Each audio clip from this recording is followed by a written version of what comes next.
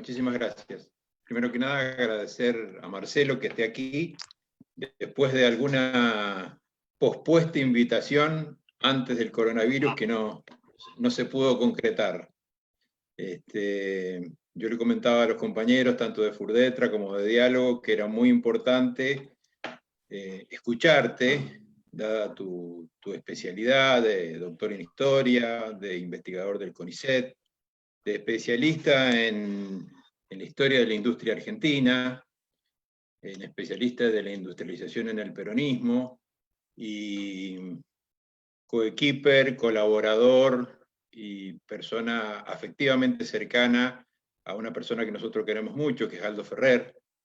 Así que en este marco de lo que está sucediendo, del debate que se está dando en el país con el tema Vicentín, si es apropiado la expropiación, por qué la expropiación, por lo menos por qué la intervención y cómo la intervención, nos parecía importante contextualizar esta medida de gobierno en la historia del peronismo y las expropiaciones de empresas, y de alguna manera un término que es más caro al neoliberalismo y a la derecha, que es el Estado empresario, pero que es en realidad el Estado haciéndose cargo de empresas o deficitarias, o empresas fundidas, o empresas estratégicas para el devenir del desarrollo nacional.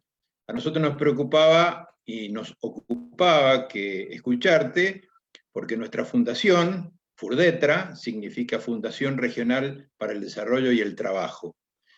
Y estamos muy ocupados, insisto, y preocupados por dar a Mendoza una propuesta de desarrollo integral ante una provincia que tiene la matriz productiva, a nuestro juicio, agotada. No sé qué pasará con esto después de la independencia, pero bueno, por ahora esto es así.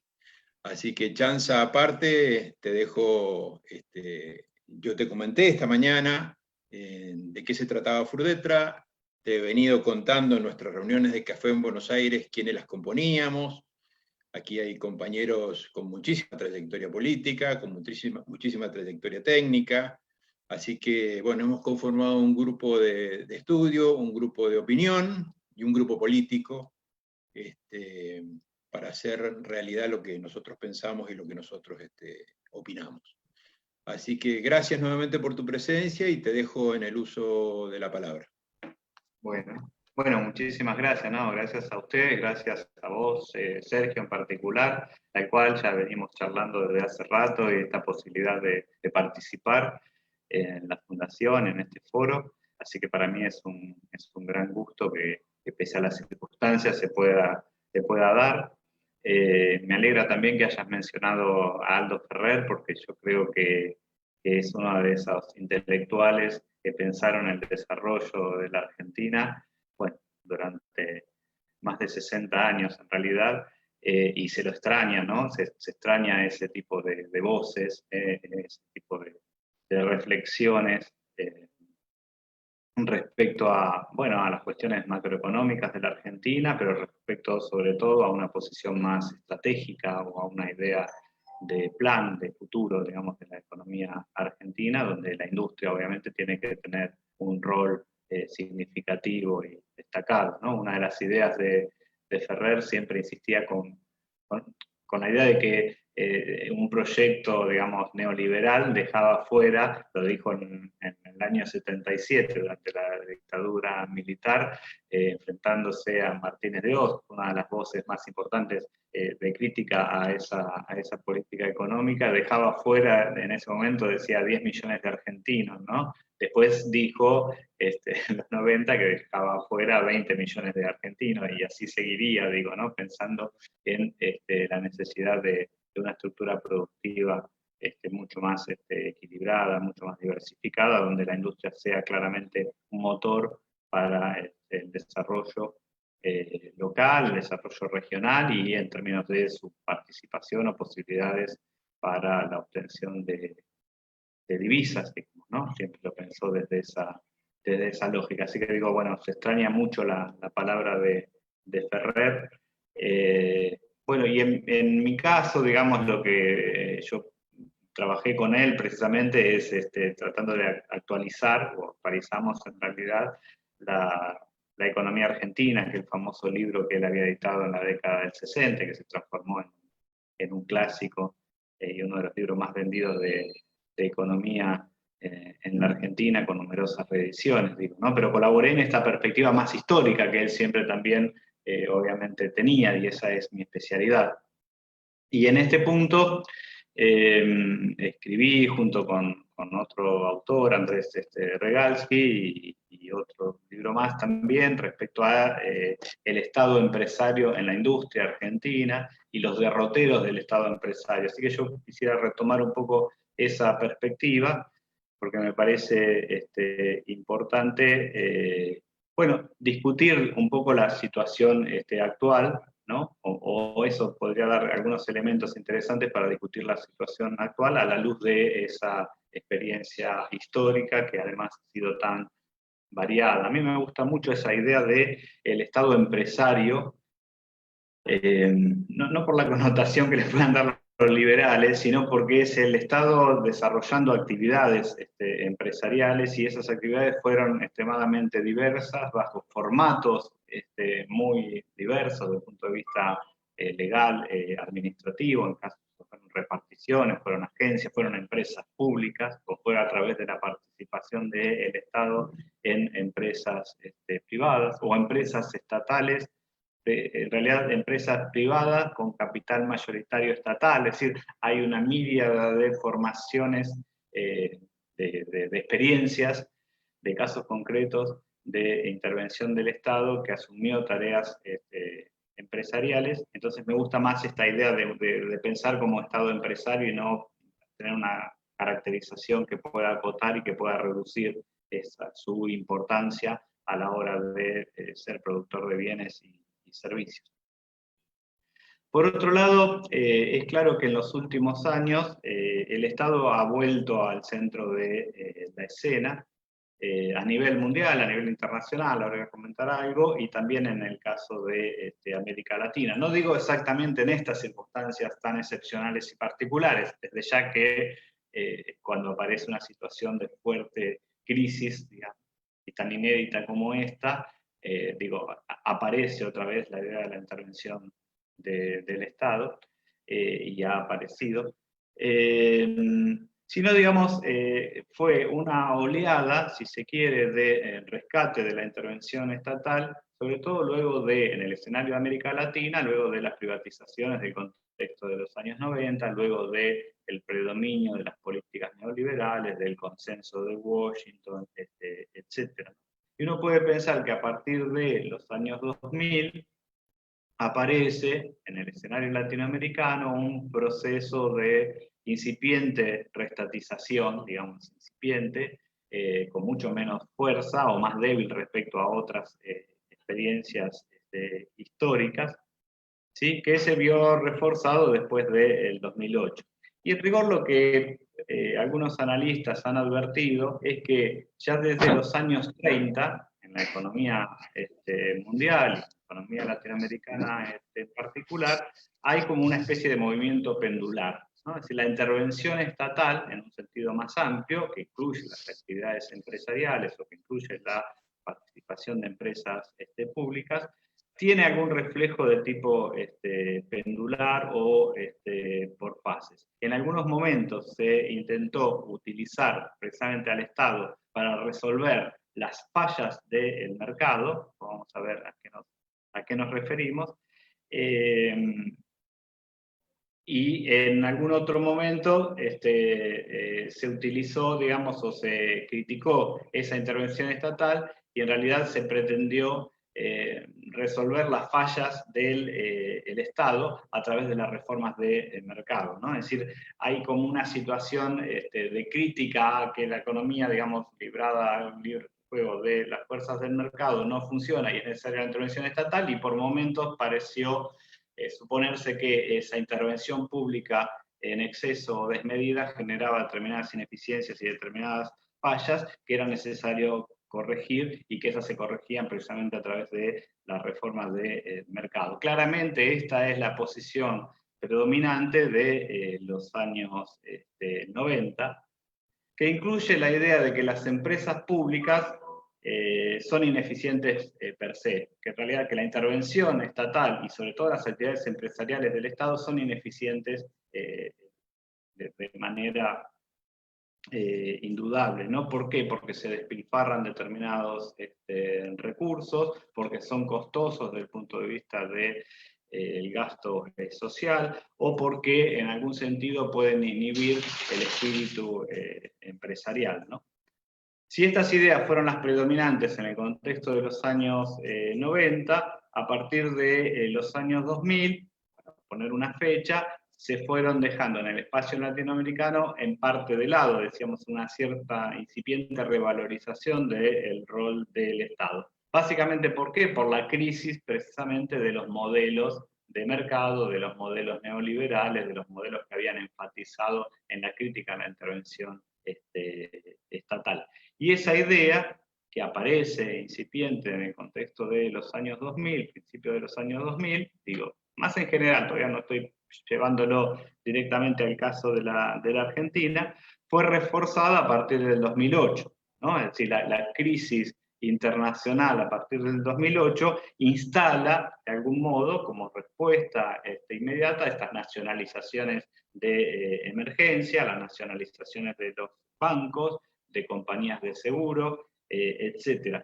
Y por lo tanto, digamos, se cuestionó claramente la eficiencia del mercado per se. Digo, así como en los 90 se cuestionó el Estado era ineficiente per se, digamos, a partir del 2008 aparece una idea de discusión de la eficiencia del mercado per se que está en cuestionamiento, ¿no? Hay algunos desarrollos teóricos en este plano, algunos trabajos de Mariana Mazzucato que fueron muy difundidos y muy interesantes respecto a, bueno, el rol que siempre ha tenido el Estado para movilizar determinados desarrollos tecnológicos y que en las empresas privadas o en determinados mercados regulados por las empresas privadas siempre atrás aparece, si uno tira de la piola, la innovación tecnológica, el apoyo financiero, el peso que ha tenido el sector público. Digo, y esto se ha difundido y ha generado un cierto consenso respecto a esta mayor intervención estatal después de 2008. Y en el plano más específico de América Latina, no solo son ideas, ¿no? No solo son ideas, porque, por ejemplo, hay algunos países que resistieron además mejor las circunstancias del neoliberalismo, del consenso de Washington y ese tipo de avance, o el avance de ese tipo de políticas, como pueden ser en algún sentido el sostenimiento de algunas empresas públicas. Estoy pensando en el caso de Chile con la Corporación Nacional de Cobre, o Brasil con el caso de Petrobras, ¿no? En el caso de Bolivia y de Venezuela, a partir de los años 2000 también se revirtieron en cierta medida las políticas de privatización, en algunos casos se avanzó mucho más. Y acá en la Argentina tenemos la experiencia clara del kirchnerismo, que se inicia en dos planos, de revalorización del Estado, relativa siempre respecto a las experiencias anteriores. Pero por un lado, todo lo que fueron las rescisiones de contratos de las compañías privatizadas en el contexto de los años 90, la aparición de yacimientos carboníferos del Río Turbio, el tema del correo, el tema de aguas argentinas, la fábrica militar de aviones, significativa, digamos, en el 2009, y bueno, digamos, aquellas empresas mucho más significativas por distintos impactos, como fue el caso de Aerolíneas y el caso de YPF. Pero a esto, digamos, se le sumó la creación también de algunas nuevas empresas, ¿sí? Que se sumaron a aquellas empresas que habían sobrevivido de la oleada privatizadora, muy pocas, porque en el caso de la Argentina este proceso fue muy, pero muy fuerte, y uno podía pensar hasta exagerado en el plano de lo que ocurrió en otros países del espacio latinoamericano. Pero bueno, estuvo el caso de Narsa, independientemente de lo que haya sucedido con Enarsa, el caso de Arsat, etcétera, que digo, se sumaron aquellas empresas que habían quedado en manos del sector militar, básicamente dedicadas a explosivos, etc. Y a eso se sumó otro elemento que es interesante para pensar en un más largo plazo, en estas formas de intervención diversas que tiene el Estado sobre las empresas, y en particular sobre las empresas industriales, que fue, digamos, el traspaso de los fondos de las acciones de las AFJP al Estado, ¿no? Entonces ahí apareció, digamos, el Estado recuperando paquetes accionarios que le otorgaban una participación en el directorio menor o mayor en una cantidad importante de empresas. Entonces esa es una circunstancia novedosa que de algún modo se generó en el espacio argentino. Ahora la idea es que esta renovada presencia de empresas estatales, como yo les decía, es parte de un proceso más amplio con sus idas y vueltas y sus bemoles, y es interesante no solo por su interés histórico, digamos, sino por las circunstancias actuales o lo que puede brindar en términos de pistas para entender, digamos, y contextualizar las circunstancias que se presentan actualmente, ¿no? Así que yo lo que les propongo es repasar un poquito estas fases de intervención estatal, pensando en esta lógica para adelantar alguna idea de la diversidad de esa intervención. Y en esta fase rescatar algunos hitos, ¿sí? Nombrar al menos algunos hechos, algunos procesos históricos concretos, algunas empresas concretas, y tratar de pensar ¿por qué el Estado interviene? O sea, ¿por qué intervino el Estado en distintas circunstancias? ¿No? Es decir, tratándonos de sacarnos esta idea que está muy arraigada, digamos, y difundida en el conjunto de la población, de que esa intervención estatal supone el estatismo, supone el intervencionismo, supone el nacionalismo, supone la soberanía económica, etcétera. Digo, ¿no? Es todo el combo que de algún modo está vinculado a ese proceso de intervención. Esto es una construcción de algún momento histórico específico, ¿sí? Pero con eso todavía estamos de algún modo lidiando hoy o discutiéndolo en gran medida en esa clave. Para ir rápidamente, digamos, en las primeras fases, y uno piensa a fines del siglo XIX, la intervención estatal es muy temprana. Pensando en el caso argentino, que más o menos acompaña una dinámica mundial y en especial latinoamericana, pero esa intervención ¿dónde se da? Se da a partir de los bancos, el Banco de la Provincia, el Banco Hipotecario, digamos, ¿no? Después el Banco Nación, se da en las obras de salubridad, en las obras sanitarias, ¿no? Que tienen que ver con la infraestructura de servicios, se da en el puerto, se dan los ferrocarriles, ¿sí? Básicamente los ferrocarriles son principalmente compañías extranjeras a las cuales el Estado le brinda una serie de condiciones para que puedan radicarse, pero digamos no como empresas públicas, pero sí empieza a aparecer el ferrocarril estatal como una herramienta de integración y como una herramienta de desarrollo que es bien significativo. Entonces uno puede encontrar que el rol del Estado allí, que asume estas actividades no industriales, sino en el área básicamente de servicios, tiene que ver con generar estas condiciones para el crecimiento económico, ¿no?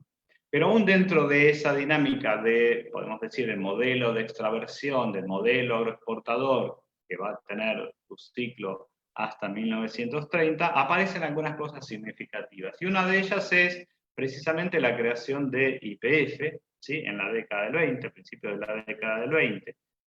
¿Y por qué se crea YPF? Bueno, se crea precisamente para moderar y para regular el mercado en un recurso que ya se vislumbra que es estratégico, en un mercado donde hay compañías y empresas extranjeras y donde esa empresa va a tener un rol de empresa, para utilizar términos más modernos, una empresa testigo.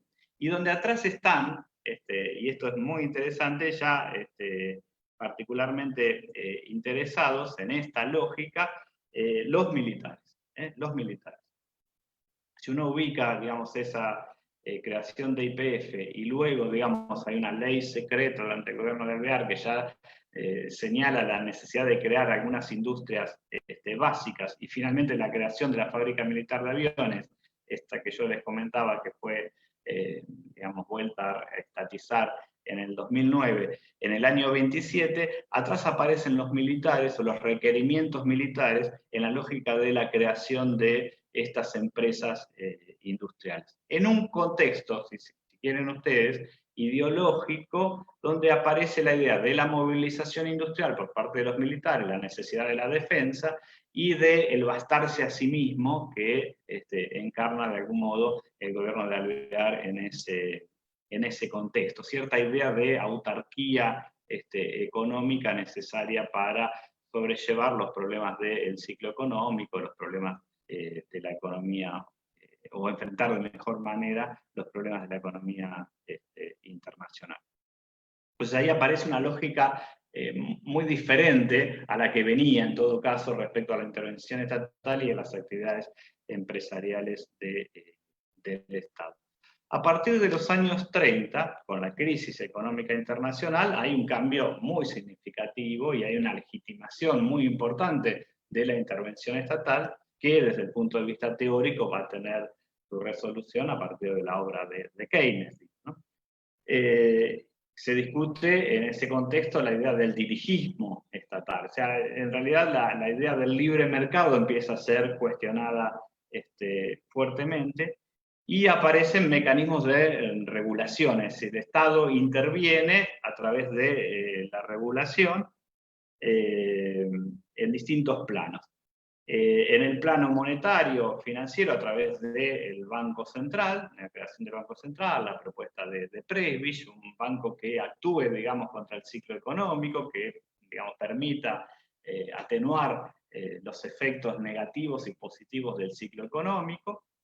Ese banco no es un banco estatal, pero, digamos, tiene un control importante por parte del Estado, y en ese mismo contexto interesante es el IMIB, digo, el instituto que se crea para resolver los problemas de los bancos que habían sido afectados por la crisis y para liquidar algunos bancos, ¿no?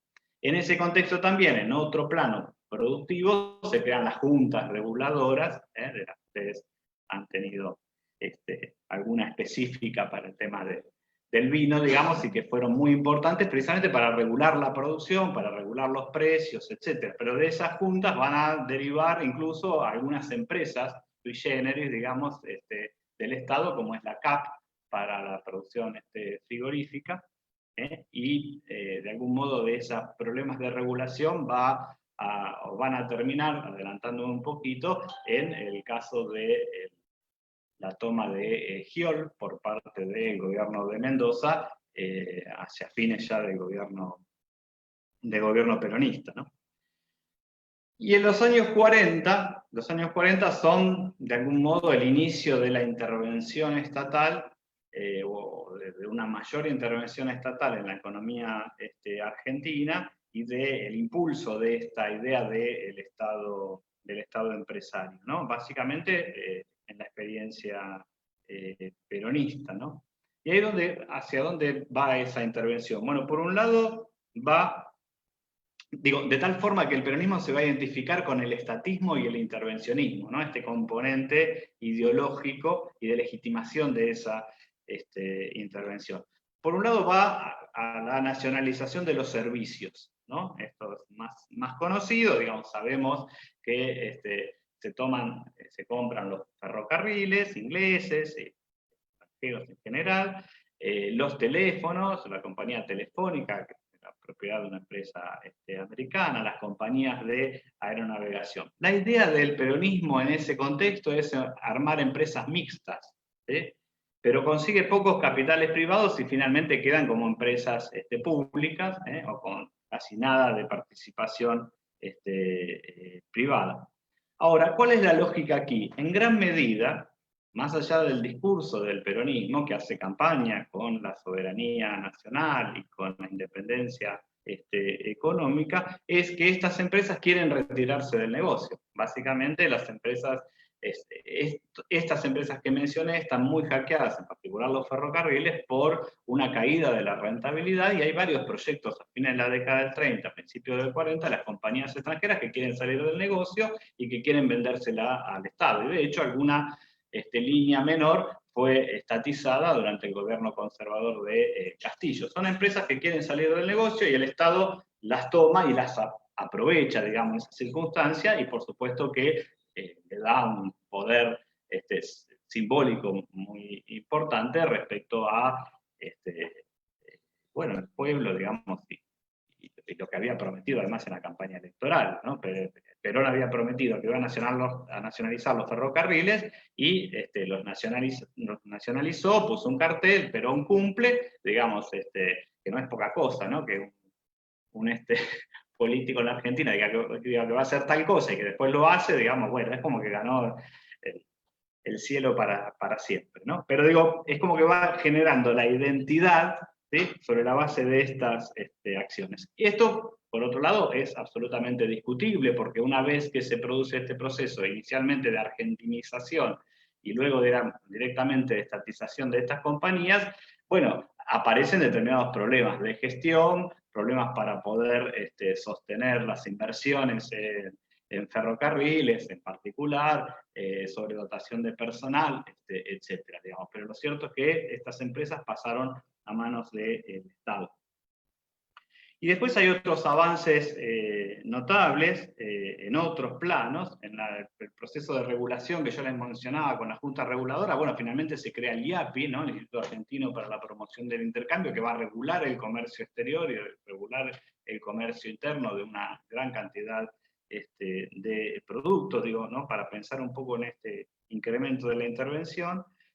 Se nacionaliza el Banco Central, aquel que era una entidad mixta desde el año 35, en el año 46, se nacionalizan también los depósitos, y en ese plano financiero aparece algo muy interesante, que es la creación del Instituto Mixto de Inversiones Mobiliarias, que es un banco, una institución financiera mixta, con participación de bancos nacionales y de bancos privados, que va a regular de algún modo el mercado de valores. Es decir, va a tener la capacidad para hacer inversiones de títulos públicos y regular los precios de los títulos públicos, pero también de acciones, con la idea de mejorar las posibilidades de capitalización empresaria, de que ese mercado sea un mercado activo, de que puedan hacer emisiones de determinadas acciones, etc. Pero es un mecanismo interesante de regulación del mercado de valores. Digo, para pensar otra vez hasta dónde avanza el Estado durante los primeros años de la experiencia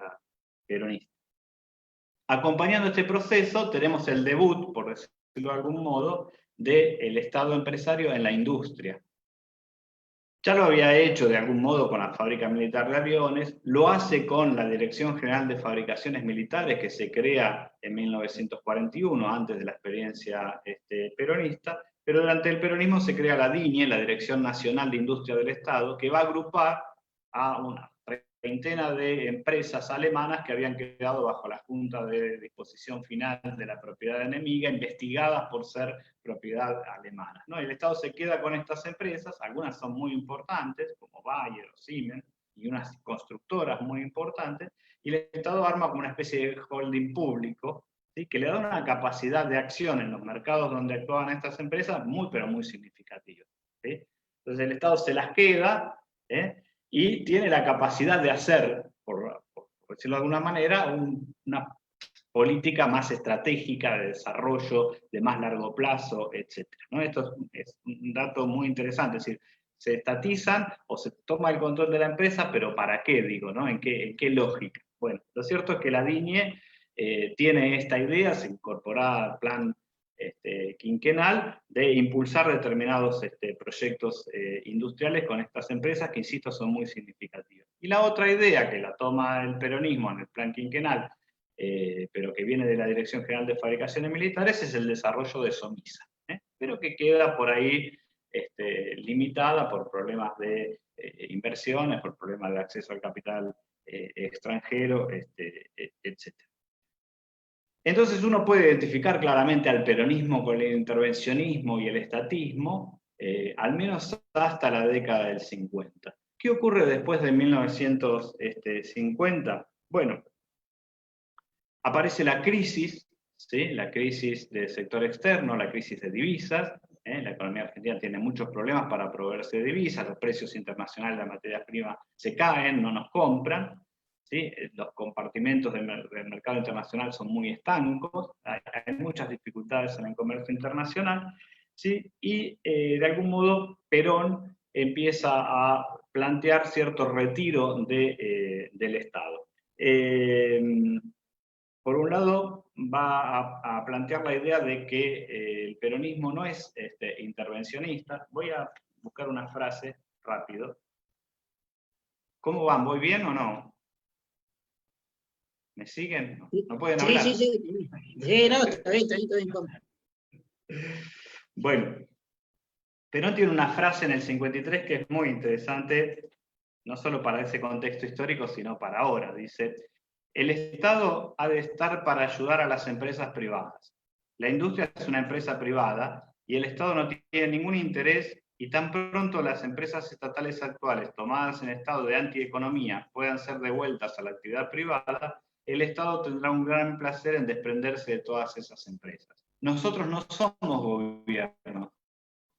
Nosotros somos gobierno, no somos industriales. Nosotros no queremos industrias porque nos dan mucha pérdida, y quizás a ustedes les puedan dar ganancia. En eso vamos a estar muy de acuerdo. Les habla a los industriales en ese contexto. Y poco después va a decir: nosotros no somos intervencionistas ni antiintervencionistas, somos realistas. El que se dice intervencionista no sabe lo que dice, hay que ubicarse de acuerdo con lo que exigen las circunstancias. Las circunstancias imponen la solución, no hay sistemas ni métodos en economía. Después dice, bueno, presentado una determinada situación, le vamos a dar una determinada solución. Es decir, que Perón hace gala de cierto pragmatismo, pero en ese pragmatismo pretende de algún modo retirar, digamos, la intervención del Estado, retirar la idea del Estado empresario.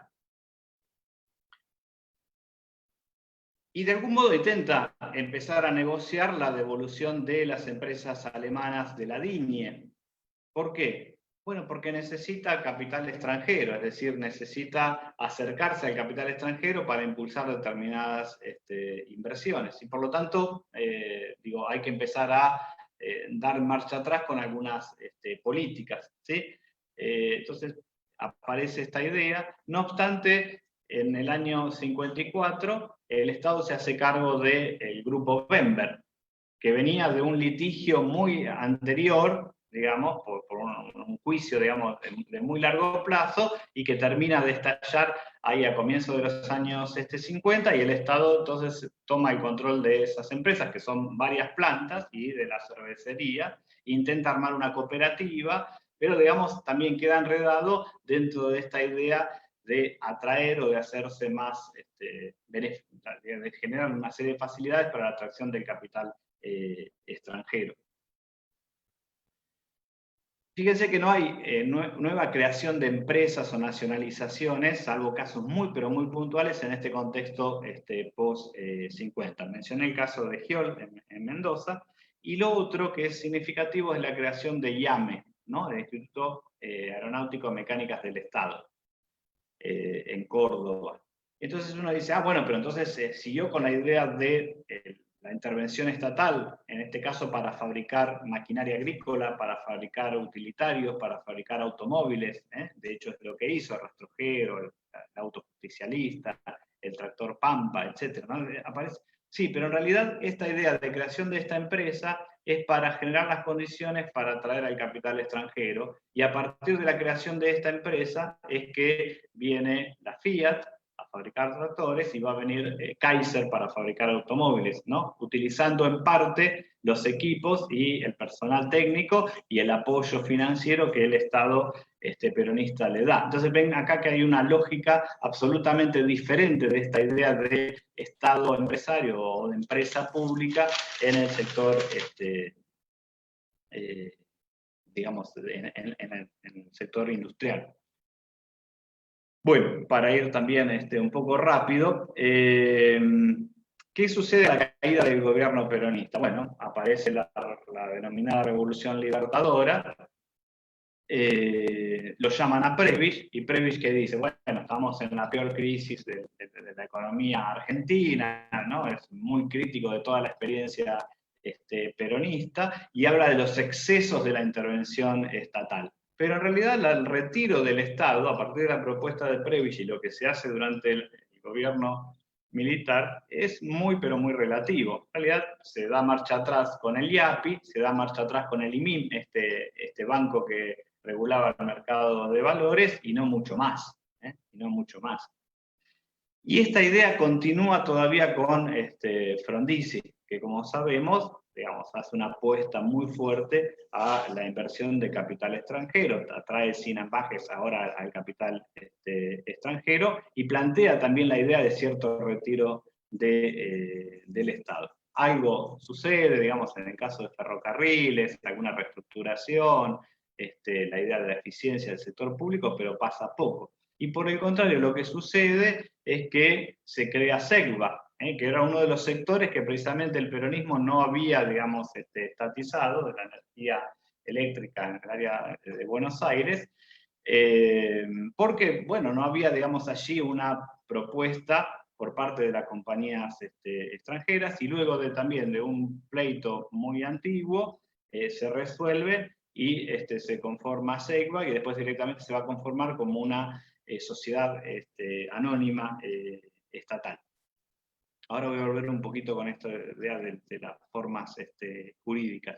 Y otra cosa que sucede interesante durante el gobierno de Frondizi es que se crea yacimientos mineros Agua de Dionisio para el desarrollo de la minería, en este caso ya con otra también estructura legal, que es una empresa provincial con aportes del Estado Nacional y también con la universidad, que creo que es la Universidad de Tucumán.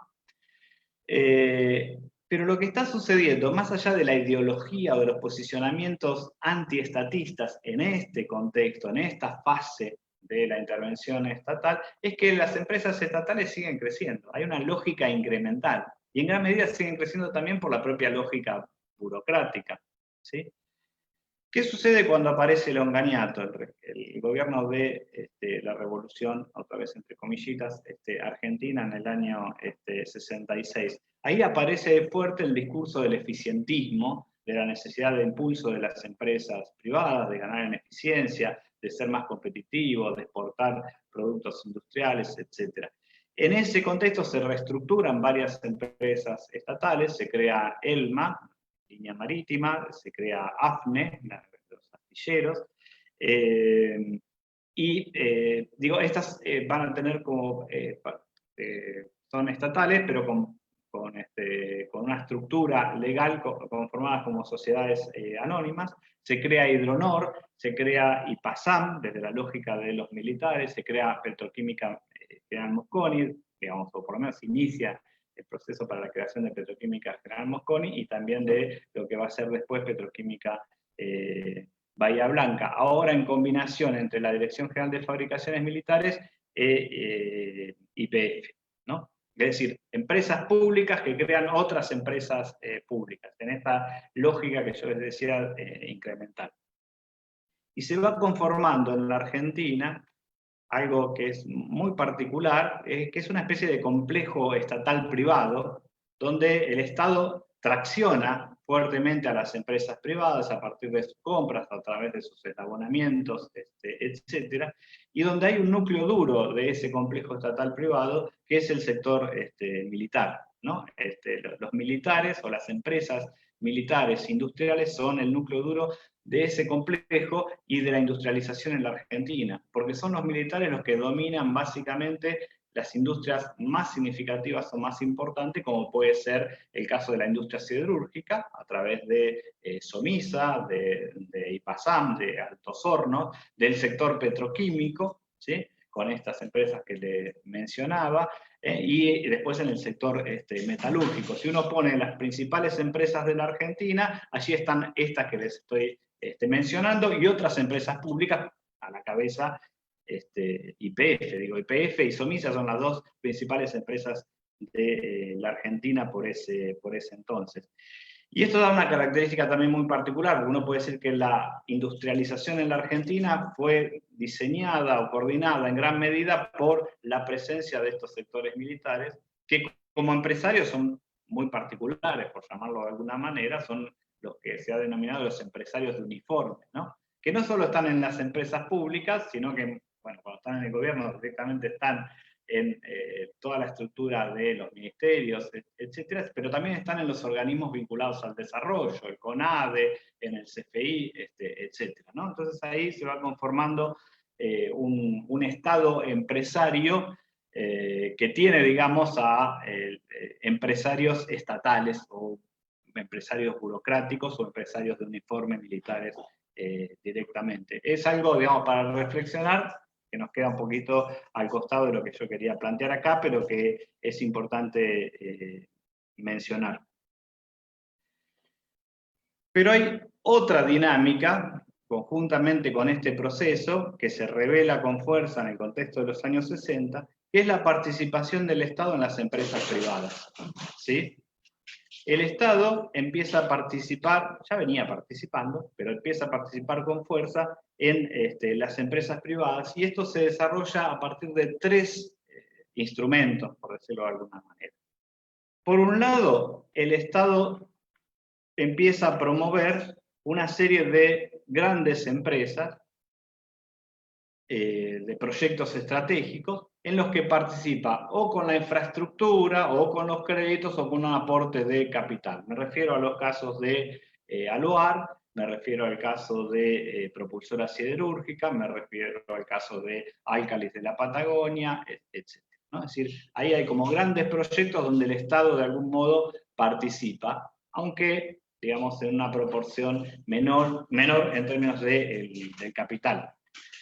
Por otro lado, y más significativo a la hora de lo que estamos mirando, el Estado lleva adelante una intervención en empresas privadas a través de lo que fue la Ley de Rehabilitación de Empresas, ¿sí? En el año 67, en el marco de la política económica de Krieger-Bacena, en el marco de este discurso eficientista, el Estado saca una ley que es la Ley de Rehabilitación de Empresas. Es decir, que el Estado va a tratar de sostener a un conjunto de empresas industriales que tienen problemas, que han entrado en crisis, ¿sí? Que han tenido problemas de tipo financiero, básicamente. Y esto es producto de una situación que se ha generado desde el contexto de los años 60, y en particular de la irrupción del capital extranjero durante la experiencia desarrollista, que ha desplazado, ¿sí?, a las empresas de capital nacional. Ahí hay una discusión muy interesante, que es la pérdida de peso de los empresarios nacionales. Entonces, cuando se armaban los listados de las grandes empresas de la Argentina, estaban estas estatales, y después estaban las empresas extranjeras, ¿no? Estaba la Ford, estaba las empresas automotrices, empresas químicas, etc. Y después se venían las empresas nacionales o de empresarios nacionales. Y ahí se arma, digamos, un debate interesante respecto a, bueno, cuáles son los empresarios que van a acompañar el desarrollo económico. Muchas de estas empresas sufrieron crisis por pérdidas de mercado, desplazamientos de mercado, o por la situación de inestabilidad macroeconómica o de las políticas económicas, la inestabilidad ambiental institucional de la Argentina de esos años, en particular la crisis del 62-63, que es particularmente fuerte, especialmente fuerte, perdón,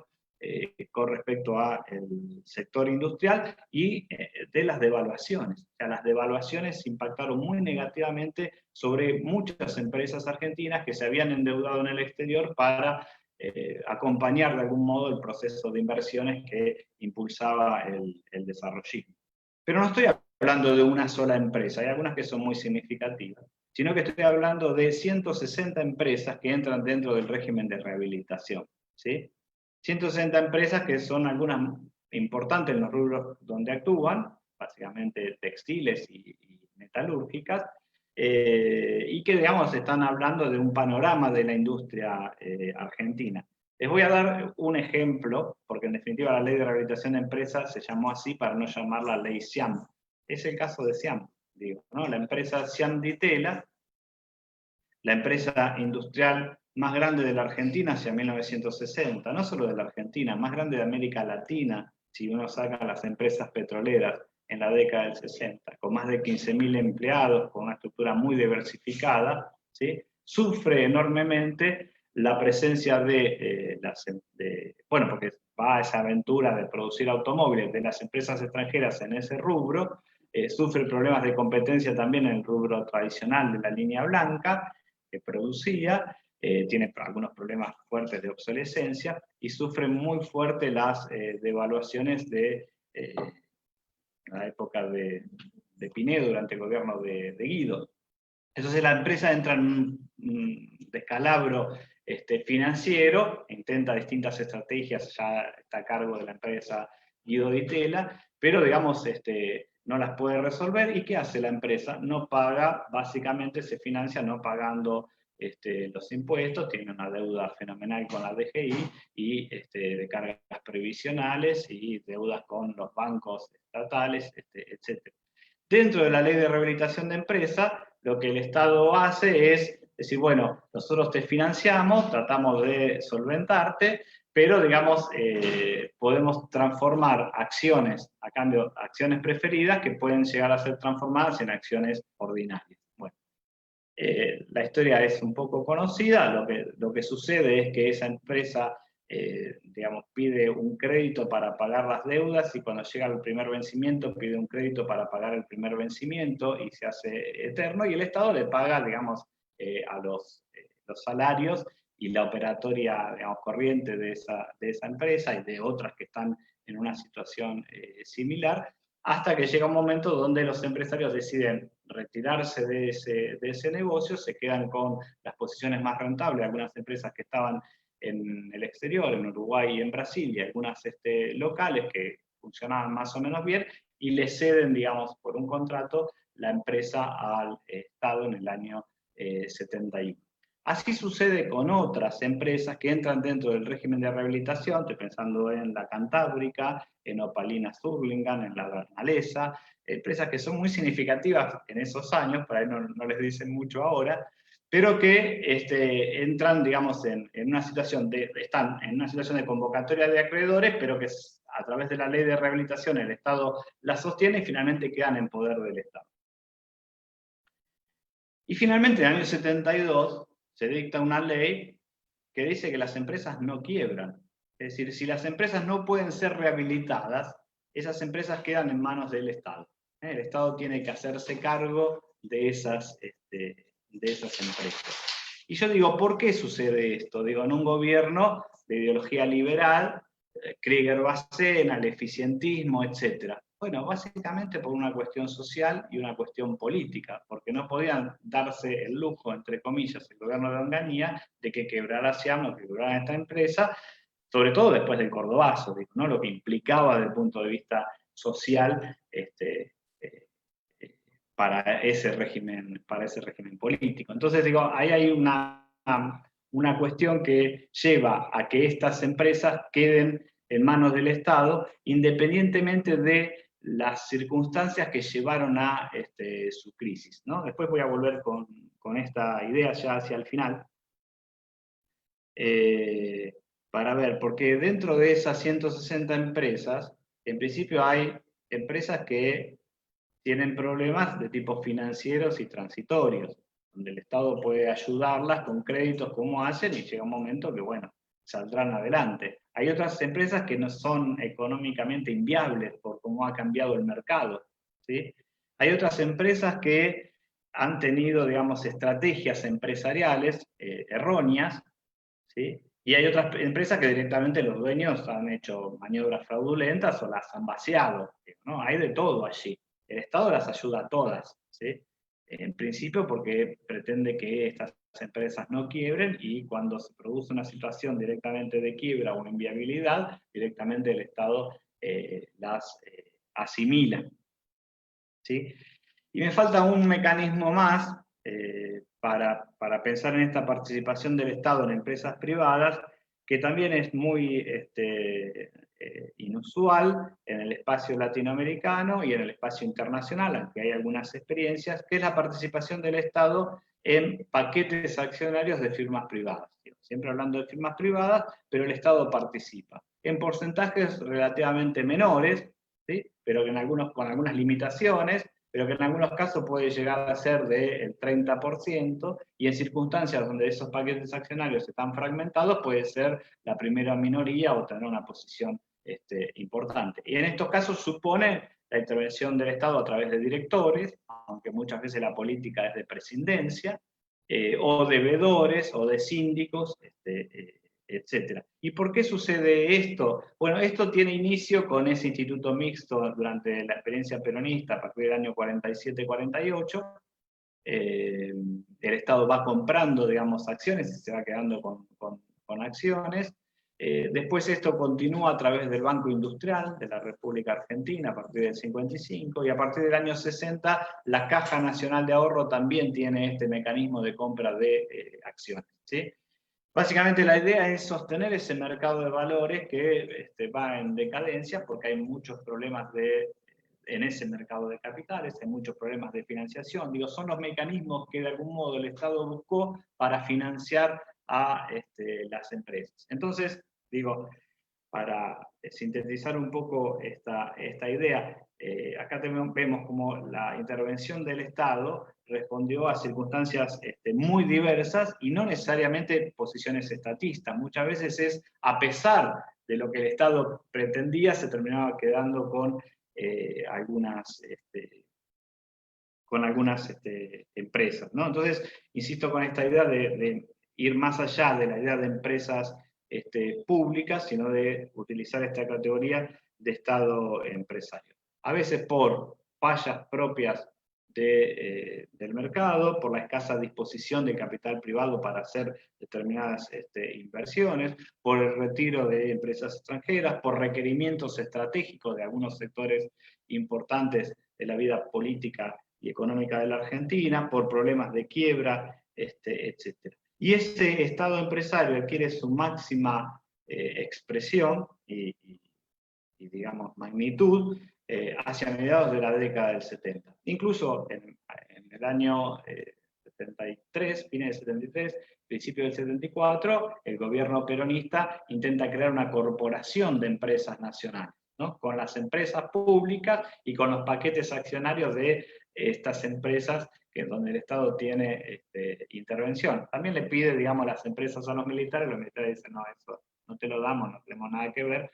Pero lo cierto es que, digo, no en esta lógica corporativa burocrática, pero lo cierto es que pretende crear una corporación de empresas nacionales, otra vez un holding público. ¿Y por qué? ¿Cuál es la idea en ese contexto? Precisamente para hacer frente desde esa posición a las empresas extranjeras, considerando el grado de extranjerización de la economía argentina, y apoyar desde la lógica estatal a las pequeñas y medianas empresas que son, digamos, un poco el sustento o el sustrato político de la coalición gobernante. Es decir, utilizar a las empresas del Estado para, subordinar en parte al capital extranjero. ¿Qué es lo que ocurre a partir del 76? Ya para ir rápido en este proceso. Bueno, sabemos de esta oleada, digamos, que se inicia de crítica al intervencionismo, de crítica al keynesianismo, la idea de la privatización que encarna Martínez de Hoz, pero que avanza muy poco, está la idea de la privatización periférica, ¿sí? Lo que sí sucede es que se privatizan los paquetes accionarios que el Estado tenía, es decir, de las empresas privadas. En muchos casos van a los principales dueños de esas empresas y en otros casos directamente esas empresas quiebran y se pierden, se desguazan, ¿sí? Y conjuntamente con esa lógica de privatización aparecen algunas estatizaciones, que son significativas también. El caso de la Ítalo, lo que había quedado como remanente de las compañías de electricidad, digo, dentro del gobierno de Martínez de Hoz, bueno, y algunas situaciones de quiebras o crisis de empresas, como fue el caso de SACETRU y el caso que les toca más de cerca, que es el del grupo Greco en ese contexto, ¿no? Y esto se va a acompañar o va a continuar, digo, con idas y vueltas, Pero no pueden, por ejemplo, privatizar las grandes empresas del Estado, ni mucho menos las militares, ni siquiera pueden privatizar en ese contexto SIAM, digo, ¿no? Aunque pretenden desmembrarlas, sus plantas, ¿no? O la Cantábrica. Y esto va a suceder ya en el contexto de los años 90, en este reforzamiento de esta oleada neoliberal, en el consenso de Washington, donde aparece el desmantelamiento del otrora Estado empresario de la Argentina, en una situación, insisto, un poco más exagerada respecto a lo que sucede en otros países de América Latina. Pero en el marco de un fuerte proceso de delegitimación de la intervención estatal y de las actividades empresariales del Estado, ¿sí? Eso cala muy hondo, digamos, a nivel social y a nivel cultural. Recordemos la machacona insistencia semididáctica de Neustadt, digamos, hablándole a Doña Rosa respecto a la ineficiencia per se del sector público en ese contexto. Entonces, si bien a partir del 2001 hay un regreso relativo del estatismo, van a perdurar claramente las tensiones derivadas de los problemas que se habían advertido de esa intervención estatal. Allí va ganando claramente un discurso fuerte de crítica a esa intervención estatal. Por ejemplo, Fiel, digo, desde distintos lugares, ¿no? Va a señalar que el Estado tenía, para otra vez pensar en la dimensión, hacia 1976, 700 empresas públicas, ¿sí? Entonces decía que tenía hasta salones de baile, hoteles por supuesto que sí los tenía, salones de baile no lo pude comprobar, pero lo debería tener, etcétera, digamos, el Estado, en esta campaña, digamos, de fuerte crítica y de legitimación, y allí estaban todos los males de la economía argentina, por el gasto público, por la ineficiencia del sector, por lo que eso implicaba a nivel macroeconómico, problemas de inflación, etcétera, ¿no?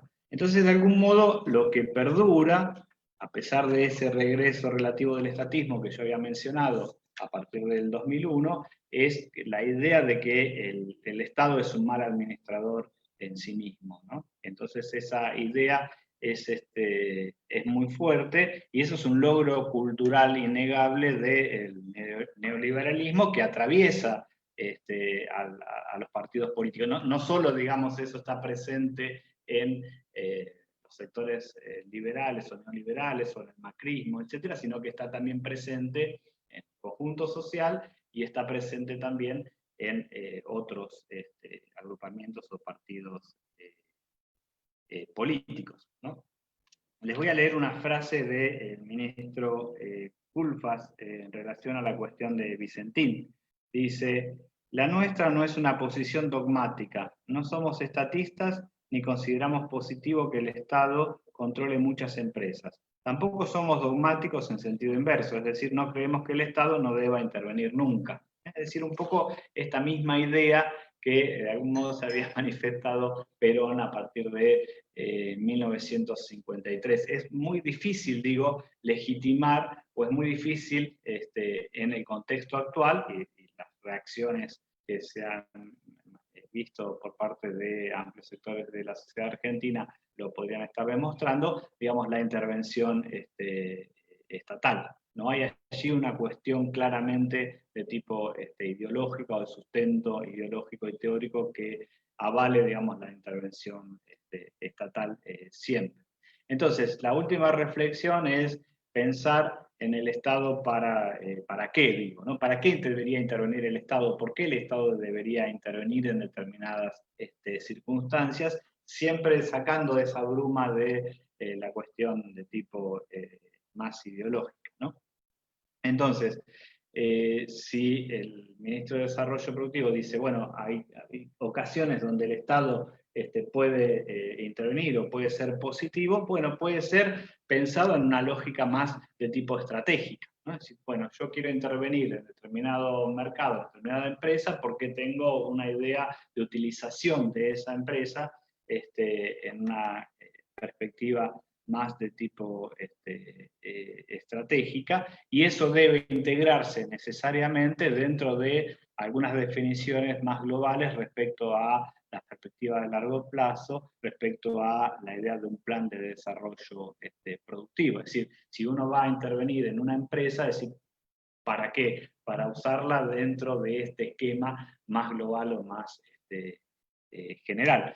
La otra idea de la intervención, digo, de para qué del Estado, a la luz de estas distintas y diversas experiencias históricas tan complejas, es para defender en todo caso a las empresas nacionales, ¿no? Puede ser utilizado para defender determinados mercados y determinados emprendimientos nacionales frente a la amenaza del capital extranjero. O directamente puede ser utilizada para evitar la quiebra de la empresa. Y aquí vuelvo con esta idea.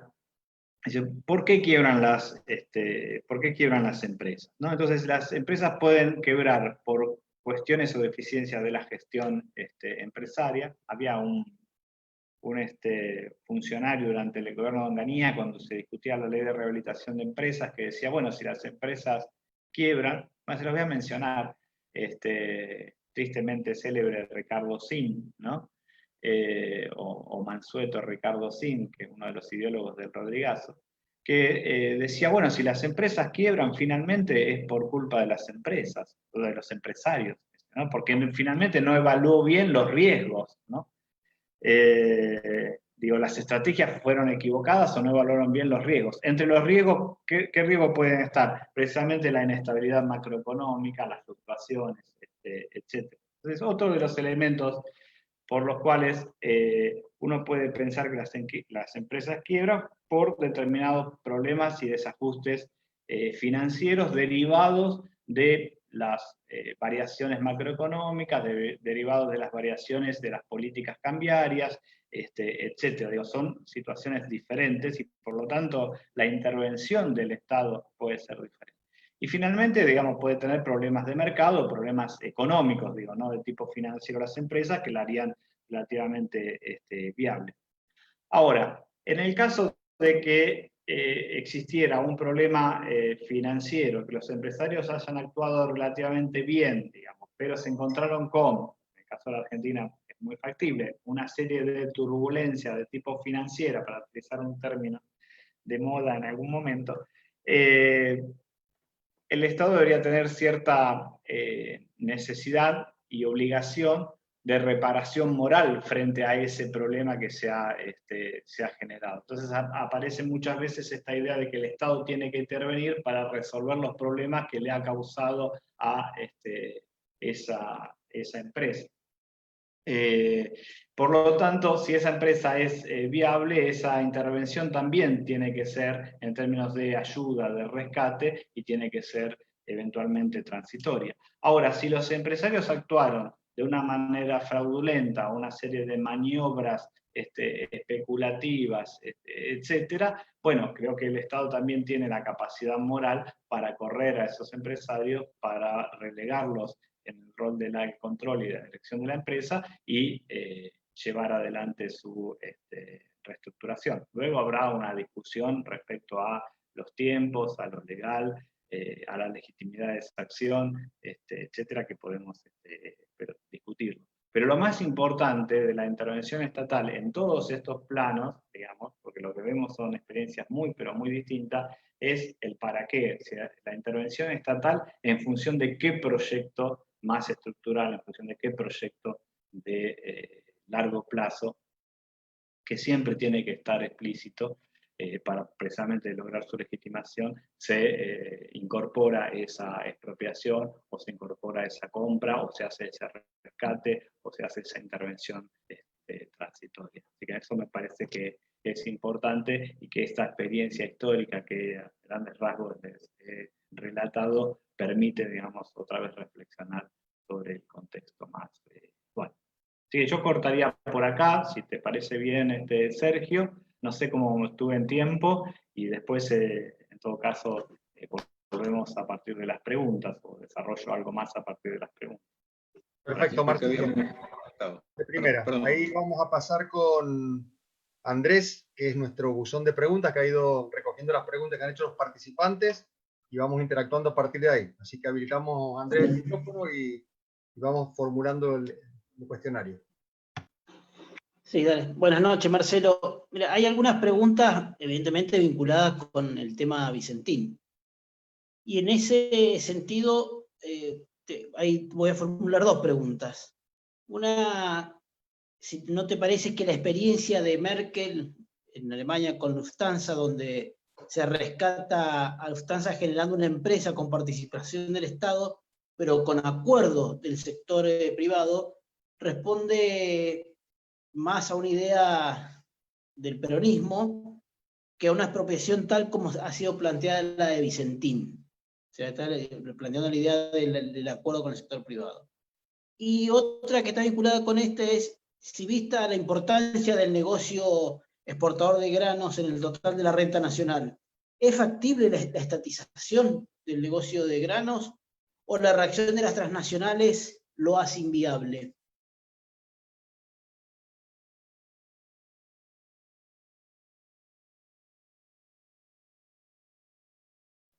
No sé si respondo o vamos sumando preguntas, ¿cómo es la dinámica? No, dale, responde Marcelo de a una. Vamos. Bueno, Claro. sí, digo, hasta por ahí, digo, tengo mis limitaciones como historiador económico,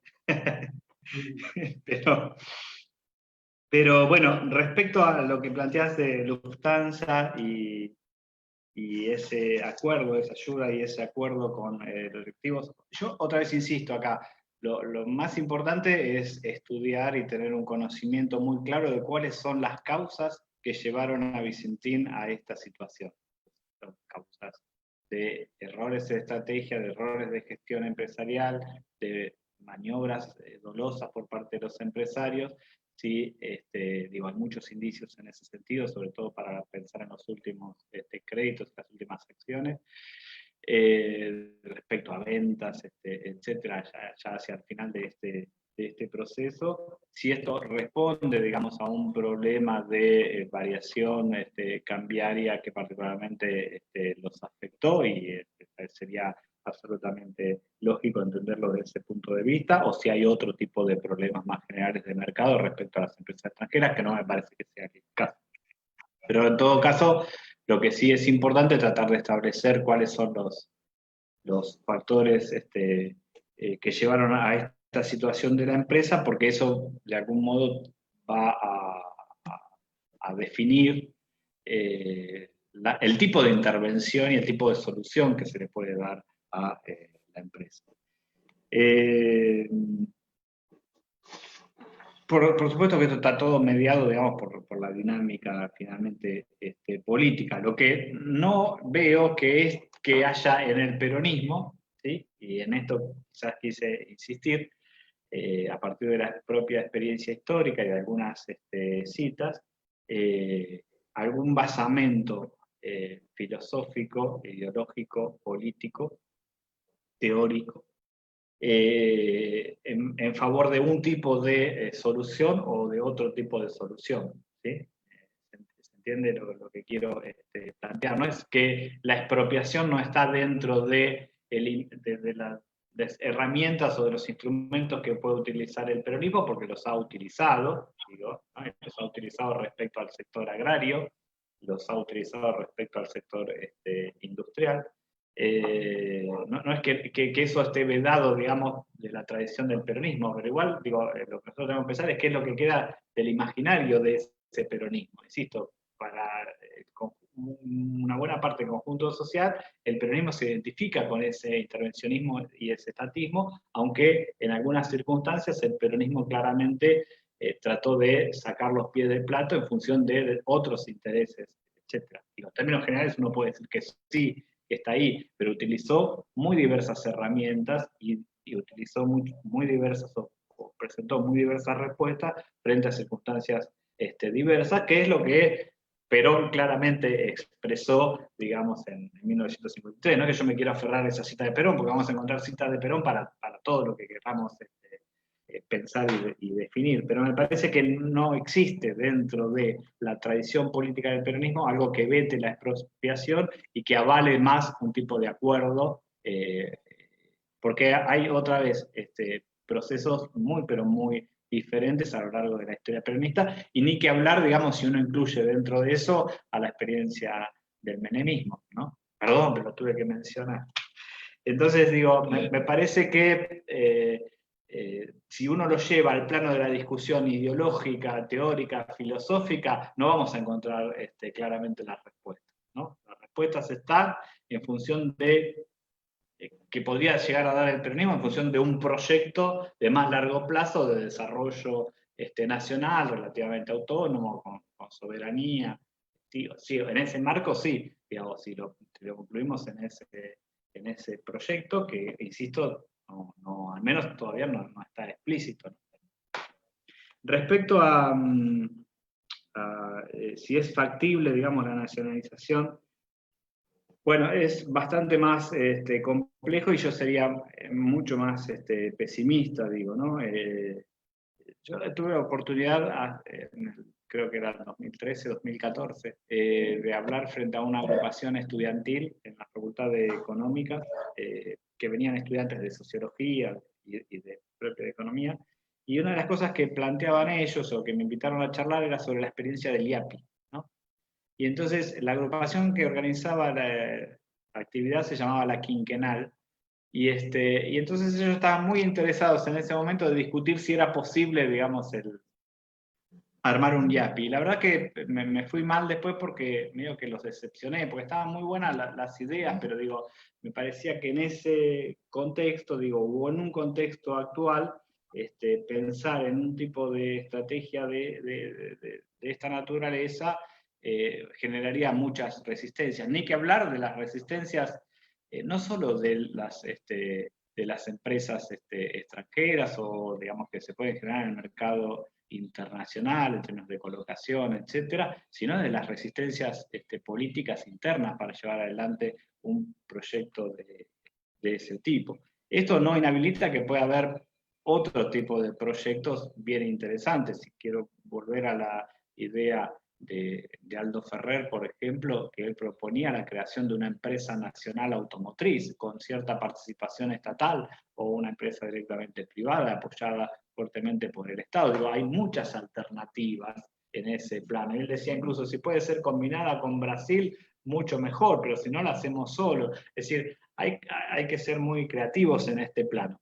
Entonces, no necesariamente como la nacionalización del comercio exterior con un organismo como fue el IAPI de la década del 40, pues es difícil extrapolar esas instituciones, digamos, son instituciones que tienen su recorrido específico histórico y en ese contexto se explican, pero sí quizás otros mecanismos de regulación, ¿sí? Más similares a los que hacía de algún modo las juntas en su momento, pueden ser experiencias a pensar o a implementar, ¿no? Hay una variedad, digo, de posibilidades enormes que supondrían una mayor intervención estatal, insisto, dentro de un proyecto más o menos estilizado de largo plazo, que se legitime sobre la marcha y que genere grandes consensos. No sé si respondí. Pero... Quedan dos preguntas. Una está vinculada nuevamente a Vicentín, y es, que creo que en parte la ha respondido, pero por las dudas que quiera agregar algo más, es si no es posible o viable la expropiación de la figura a utilizar en el caso de Vicentín, ¿cuál otra se podría utilizar? Y si hay semejanzas con experiencias históricas de la situación actual de Vicentín. Y la otra es si puede ser eficiente el Estado como operador de empresas privadas o de empresas, una vez que los toma a cargo.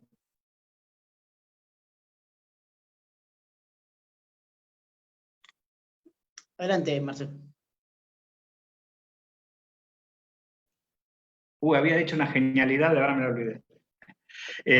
No, respecto a Vicentín, creo que puse un poco mi idea. Me parece que sí, claramente hay otras alternativas a la expropiación, pero dependen en gran medida de la investigación y de lo que realmente haya sucedido. Puede ser, insisto, utilizada en términos de generar determinados eslabonamientos, desarrollos productivos, puede haber múltiples posibilidades como generadora de divisa, en ese punto de vista sería más estratégica, pero mucho depende, digamos, de la resolución de lo que derive de la investigación por la cual Vicentín terminó en esa situación. Digo, si no puede ser directamente una ayuda transitoria financiera del Estado para volver a equilibrar la empresa. No me parece la situación más probable, ¿no?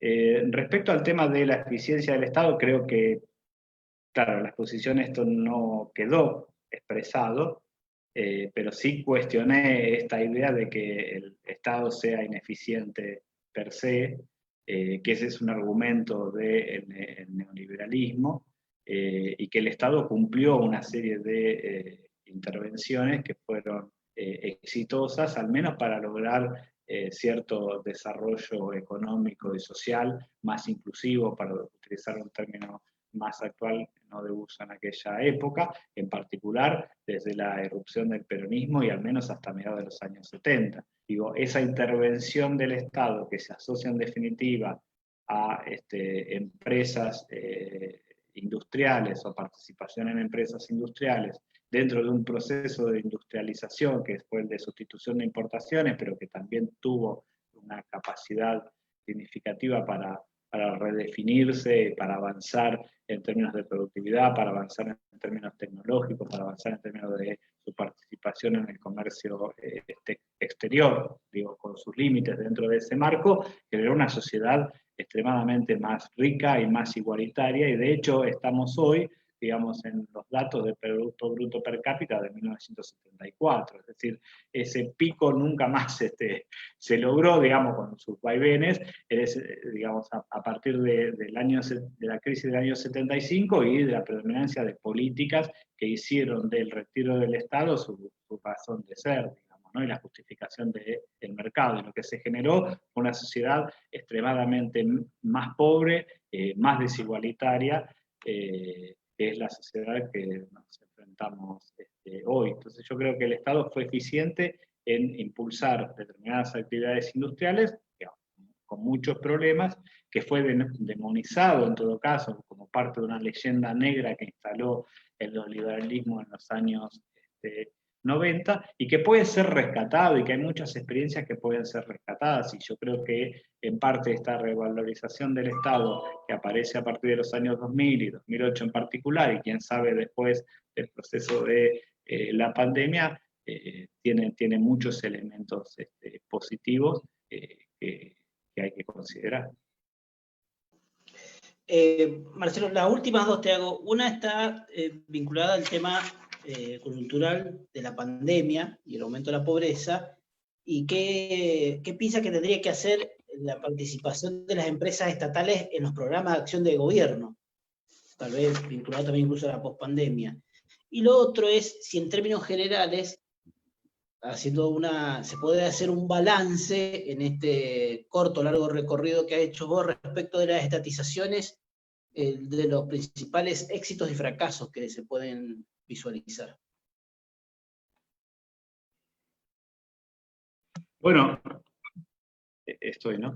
En relación a la cuestión de las empresas estatales, vos decís en la Argentina en particular, creo que pueden hacer mucho y poco a la vez, digamos. Depende de los sectores, ¿no? Depende de los sectores en los que actúan. Una cosa es aerolíneas, otra cosa es YPF, etcétera, pero me parece que sí, en todo lo que es cierta posibilidad de reconversión específica en términos de investigación y desarrollo, en términos de medicamentos, etcétera. El temor, digamos, del uso de las empresas estatales es para sostener en más largo plazo problemas más estructurales de empleo o otro tipo de problemas, pero me parece que allí hay una gran capacidad, en el caso de YPF es indudable, de desarrollos de investigación y tecnológico que pueden trasladarse a otras actividades. Y de hecho, digamos, una de las posibilidades Vicentín era utilizar en parte los conocimientos de YPF Agro, digamos, vinculados a esa empresa o a ese sector. Es decir, hay posibilidades de utilización de estas empresas para generar algunos enlabonamientos o encadenamientos positivos. Lo mismo sucede en el caso del remanente de empresas militares que tienen cierta capacidad metalúrgica, que en parte se habían empezado a ensayar a partir del 2012, dentro de lo que llamó el polo tecnológico de la defensa, con eslabonamientos y vínculos con empresas privadas para el desarrollo de producción metalmecánica, de maquinarias, de determinados equipos para la producción minera, para explosivos, para la producción minera, etc. O sea, hay como muchas posibilidades de utilización en ese plano, que trasciende, digamos, las circunstancias específicas de la pandemia. Claro, es todo muy fragmentario y muy pobre respecto a aquel complejo estatal privado que traccionaba en gran medida de las empresas públicas el desarrollo de las empresas privadas. Pero, digamos, esa capacidad puede impulsarse, puede desarrollarse, pueden crearse, como decía antes, nuevas empresas que de algún modo permitan recrear ese tipo de circuitos más o menos virtuosos en términos de las compras del Estado, el compra nacional, etcétera, ¿no? Así que ahí me parece, o el aporte, digamos, a las obras más grandes de infraestructura, en la medida en que puedan desarrollarse. Así que esas capacidades están ahí, están latentes. Otra vez insisto, dentro de qué programa o plan más global de desarrollo puedan impulsarse, ¿no? O puedan incorporarse. No, y respecto a los éxitos y fracasos, un poco lo que decía antes, ¿no? Es decir, en general la imagen es muy negativa de esos procesos de intervención, pero hubo éxitos indudable. Yo creo que la compañía petrolera fue un éxito indudable a lo largo de buena parte de su historia y su trayectoria. Tuvo además cierta lógica de autonomía burocrática que superó de mejor manera que otras empresas estatales la inestabilidad política institucional de la Argentina, que suponía el recambio de los directores, de los presidentes de estas empresas. Estaban un par de semanas y ya venían otros derivados de la propia dinámica y la crisis institucional de la Argentina. Había un militar que hizo un comentario en Entel, digamos, obviamente eran militares, y va a Entel y tuvo una semana y lo que dice, lo único que llegué a ver eran los cables que había en el sótano, dice, y después no mucho más porque ya me cambiaron, ¿no? Es decir, entonces estos problemas que tenían estas empresas públicas en gran medida son problemas derivados de esa inestabilidad política institucional y de las relaciones interestatales que se fueron generando en ese contexto, porque por ahí quedaba alguna empresa, algún directorio o algún cuerpo burocrático o la gerencia en particular en una empresa, pero la del lado con la cual interactuaba se modificaba. Entonces, digo, ahí es donde se verifican los mayores problemas o fracasos. Hubo experiencias que fueron también muy interesantes, por ejemplo, en el plano financiero, el sector público, no solo del Banco Nación,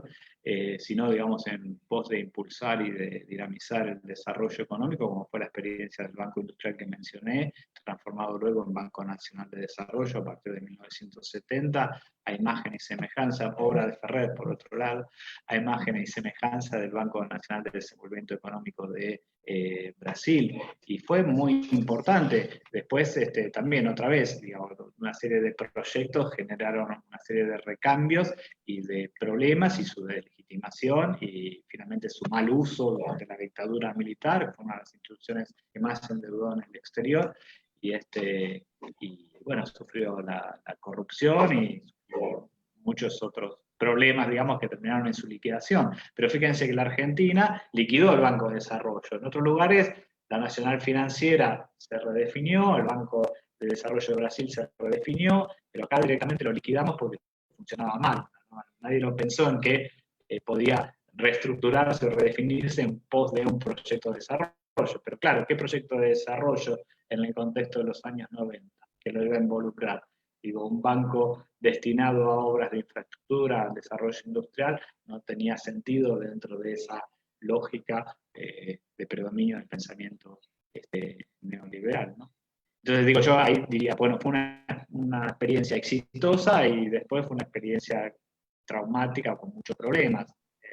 Y eso, de algún modo, puede extenderse a buena parte de los emprendimientos estatales. Con todo, insisto, digamos, durante los años 50, durante los años 70, y todavía hasta la mitad de los años 70, esa fuerte presencia de la intervención estatal y las actividades empresariales del Estado garantizaron un crecimiento económico bastante razonable, con sus fluctuaciones en la economía argentina, y un contexto de bienestar, más allá de las circunstancias políticas institucionales, que aún hoy, de algún modo, extrañamos, digo, ¿no? Que tuvo su importancia comparativa respecto a los demás países de América Latina y que está a años luz de lo que sucedió a partir del 76 hasta el día de hoy, con su fluctuación. Bueno, Marcelo, muchísimas gracias por tu exposición y tus respuestas. Dale, antes de despedirnos, tenemos compañeros de otros espacios políticos, está la senadora Andrea Blandini, que nos ha acompañado, Magda Beltrán, que es una compañera también de otro espacio. Tenemos un montón de gente que a través del chat te ha mandado saludos, ha agradecido la exposición, ha sido muy ilustrativa, lógicamente da para mucho más. Tremendo currículum, nos permitiría hablar horas seguramente, pero bueno, sabemos que tenés una agenda y el resto de la gente que ha participado también tiene sus tiempos. Te lo agradecemos en el corazón, como siempre, queda abierta la invitación para el día que vengas a Mendoza, comerte un asado con nosotros. Tenemos un lugar ahí muy especial. Cuando se levante esta cuarentena y podamos vernos, bueno, estás formalmente invitado a darte una vueltita, que acá te vamos a atender muy bien, Marcelo. Muchísimas gracias. Seguro, sí, me encantaría. Bueno, no, muchísimas gracias a ustedes y gracias en particular a Sergio por este vínculo y este contacto, y ya estaremos haciendo nuevas cosas a medida que podamos. Dale, muchas gracias, Marcelo, por tu participación, sinceramente, muy amable. Ahora voy a tratar de leer los comentarios. Gracias. Muchas gracias, hasta luego. Hasta luego. Chao. Hasta luego, compañeros.